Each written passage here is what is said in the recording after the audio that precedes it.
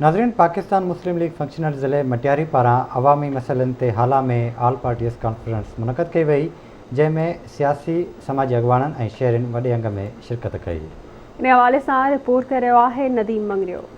मटियारी ज़िले के अहम ऐं संजीदा अवामी मसइलनि ते पाकिस्तान मुस्लिम लीग फंक्शन ज़िले मटियारी पारां हाला में ऑल पार्टीज़ कॉन्फ्रेंस मुनक़द कई वई, जंहिंजी सदारत पाकिस्तान मुस्लिम लीग फंक्शन ज़िले मटियारी सदर नसीर अहमद मेमन कई। ऑल पार्टीज़ कॉन्फ्रेंस में जमायत इस्लामी, प्रोग्रेसिव अलायंस, सिंध सुकार सोसाइटी, जीए सिंध क़ौमी मास, Sindh Taraqqi Pasand party, Sindh united party, green rural development organisation जे अॻवाननि समेत वॾे अंग में शहरनि पिणु शिरकत कई। उन मौक़े ते ऑल पार्टीज़ कॉन्फ्रेंस में आयल अॻवाननि आवाज़ टीवी न्यूज़ सां ॻाल्हाईंदे चयो त जीअं त पूरी सिंध ज़ुल्म जे मुंहं में आहे, चइनी तरफ़ करप्शन, बदअमनी, चोरी चकारी ऐं लाक़ानूनियत जो बिल्कुलु बादशाहत उनजी लॻी पई आहे। मटियारी में वरी अञा वेतर वधीक आहे, छो त हिते जा जॾहिं खां चूंडियल नुमाइंदा जॾहिं खां बि कामयाबु थिया आहिनि, उन खां पोइ शायदि हिकु ॾींहुं बि माण्हुनि जे साम्हूं न अची सघिया आहिनि।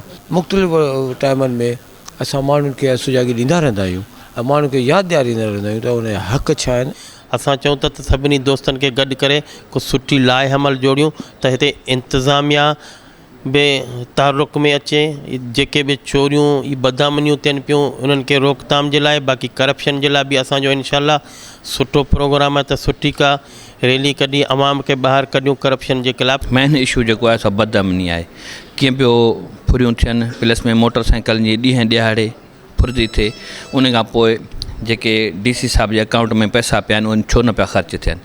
ऐं हालां शहर जी तव्हांखे ख़बर आहे जेके खॾुनि जो मसइलो आहे, उहे खॾूं तक़रीबन 8 एकड़नि ते हालां शहर में खॾ आहे, उहा खॾ प्राइवेट माण्हुनि खे सरकार जी तौरु खपाए ॾिनी वई आहे, छो इंशाअल्लाह। ऐं उन खां पोइ बाद में जेका 8 करोड़ महीने ते बजट अचे थी, उन मां 2 करोड़ पघारूं वग़ैरह UCC ते ॿाहिराड़ी शहर में ख़र्च थियनि, बक़ाया 6 करोड़ किथे था ख़र्च थियनि।